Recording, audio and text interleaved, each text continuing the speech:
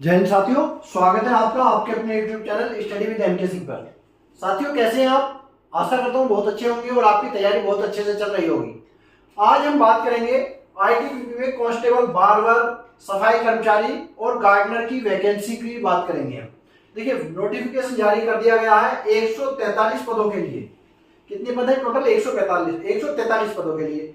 किस किस की वैकेंसी है? कांस्टेबल, बार्बर, सफाई कर्मचारी और गार्डनर, ये 3 वैकेंसी हैं, जिसमें जो है कुल पद है, टोटल पद मिलाकर है 143। अब इसमें फॉर्म कब से शुरू होंगे, लास्ट डेट क्या होगी, फीस कितनी रहेगी, आयु सीमा कितनी ली जाएगी और एज की गणना कब से की जाएगी, परीक्षा में सिलेबस क्या रहने वाला है, फिजिकल क्या होगा, इन सभी बातों की जानकारी हम देंगे। बने रहिएगा वीडियो के लास्ट तक। चलिए शुरू करते हैं। सबसे पहले कुल पद 143। फॉर्म शुरू हो रहे हैं इसके 28 जुलाई 2024 से। 28 जुलाई 2024 से आप फॉर्म भर सकते हैं। लास्ट डेट फॉर्म भरने की है 26 अगस्त 2024, यानी कि 28 अगस्त से 28 जुलाई से 26 अगस्त तक फॉर्म भर सकते हैं। फीस जमा करने के लिए 26 अगस्त 2024 तक फीस जमा कर सकते हैं आप। यानी कि जनरल, ओबीसी और ईडब्ल्यूएस कैंडिडेट के लिए फीस रखी गई है 100 रुपए।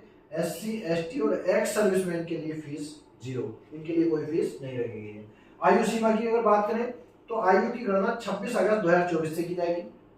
आयु की गणना 26 अगस्त 2024 से की जाएगी, जिसमें बार्बर और सफाई कर्मचारी के लिए 18 से 25 वर्ष, न्यूनतम आयु 18 वर्ष और अधिकतम आयु 25 वर्ष होनी चाहिए। गार्डनर के लिए 18 वर्ष से 23 वर्ष तक होनी चाहिए। न्यूनतम आयु 18 वर्ष और अधिकतम आयु 23 वर्ष होनी चाहिए। आयु सीमा में छूट, अधिकतम आयु सीमा में छूट दी जाएगी, न्यूनतम आयु सीमा में कोई छूट नहीं दी जाएगी। आयु सीमा में छूट की बात करें तो एससी, एसटी के कैंडिडेट को अधिकतम आयु में 5 वर्ष की छूट दी जाएगी और ओबीसी कैंडिडेट को अधिकतम आयु में 3 वर्ष की छूट दी जाएगी। यानी कि यदि कैंडिडेट एससी, एसटी का है, गार्डनर के लिए भरेगा तो 23 और 5 28, और सफाई कर्मचारी या बार्बर के लिए भरेगा तो 25 और 5 30।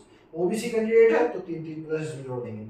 एक्स सर्विसमैन यदि जनरल कैटेगरी का है तो उसे 3 वर्ष की छूट दी जाएगी। एक्स सर्विसमैन एससी या एसटी का है तो 5 और 3 8 वर्ष की छूट होगी। एक्स सर्विसमैन यदि ओबीसी कैटेगरी का है तो 3 और 3 6 वर्ष की छूट अधिकतम आयु में दी जाएगी।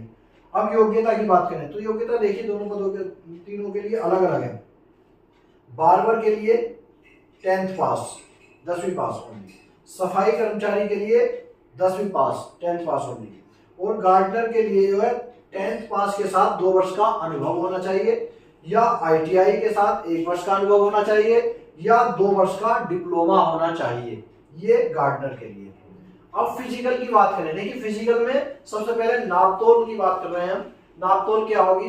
बार्बर और सफाई कर्मचारी के लिए हाइट पुरुष कैंडिडेट 170 सेंटीमीटर होनी चाहिए और महिला कैंडिडेट के लिए 157 सेंटीमीटर होनी चाहिए।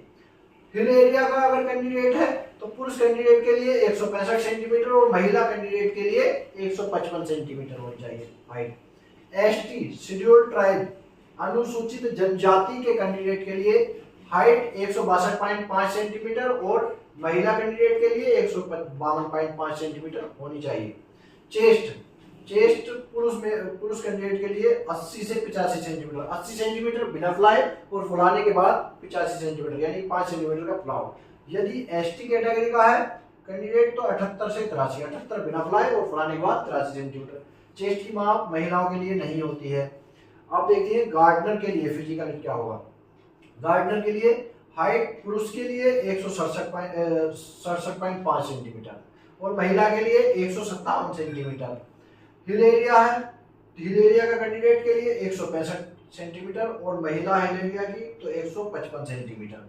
हिल एरिया का यदि एसटी का यदि पुरुष है तो 162.5 सेंटीमीटर और एसटी की महिला है तो 152.5 सेंटीमीटर होनी चाहिए।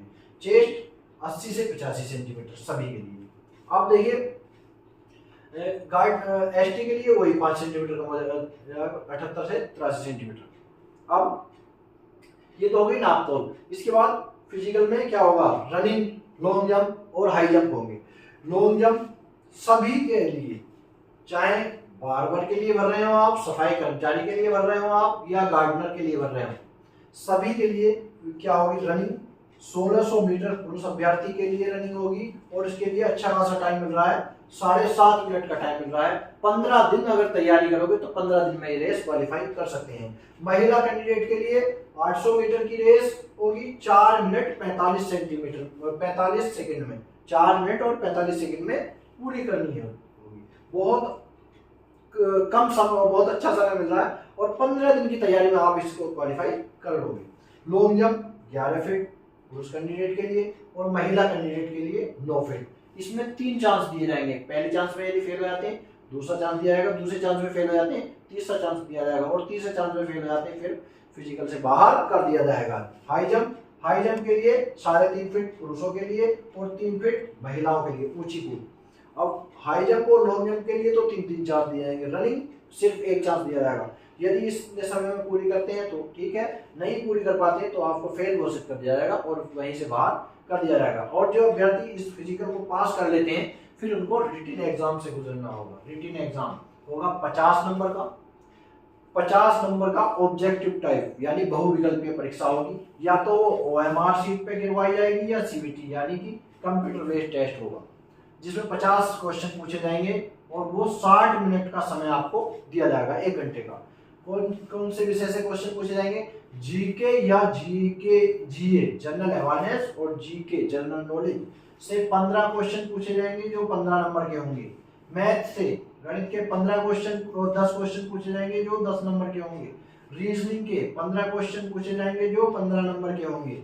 अब देखिए बेसिक नॉलेज हो हिंदी या इंग्लिश, जो हिंदी में पेपर देना चाहते हैं हिंदी का वो हिंदी भरेंगे और जो इंग्लिश का देना चाहते हैं वो इंग्लिश भरेंगे।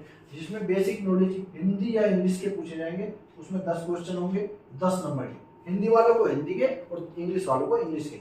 जरूरी नहीं है हिंदी और इंग्लिश एक ले लो, जो सा हिंदी या इंग्लिश।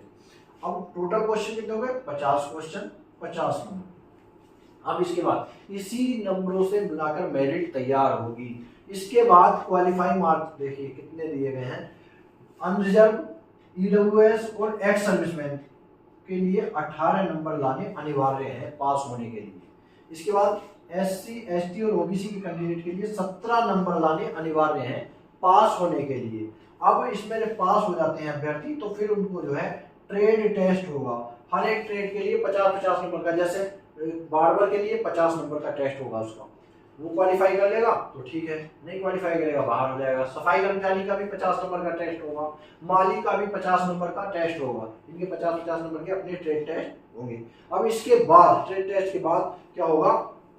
फाइनल मेरिट तैयार की जाएगी इसके रिटिन एग्जाम के नंबरों के आधार पर। ट्रेड टेस्ट ओनली क्वालिफाई होगा। अब देखिए इसमें आपको पता तो चल गया होगा कि सिलेक्शन प्रोसेस क्या, सबसे पहले फिजिकल, उसके बाद रिटिन, उसके बाद ट्रेड टेस्ट, उसके बाद वही मेडिकल डॉक्यूमेंट वेरिफिकेशन। इसके बाद आपको सिलेक्शन मिल जाएगा। धन्यवाद।